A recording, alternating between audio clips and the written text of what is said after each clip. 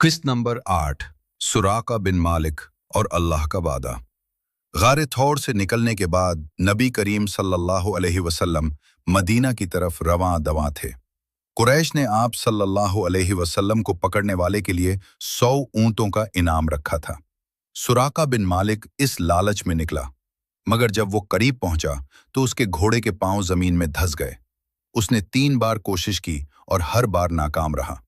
آخر کار سراقہ کو یقین ہو گیا کہ یہ اللہ کے رسول صلی اللہ علیہ وسلم ہے۔ قرآن پاک میں اللہ فرماتا ہے، فَاعْتَبِرُوا يَا أُولِي الْأَبْصَارِ، پس عبرت حاصل کرو اے بصیرت والو۔ تبھی آپ صلی اللہ علیہ وسلم نے فرمایا، اے سراقہ، اس دن کیسا ہوگا جب تو کسرا کے کنگن پہنے گا۔ یہ وہ لمحہ تھا جب ایک دشمن اسلام کا محافظ بن گیا۔ اللہ کا وعدہ سچ ثابت ہوا اور سراقہ نے ایمان قبول کر لیا۔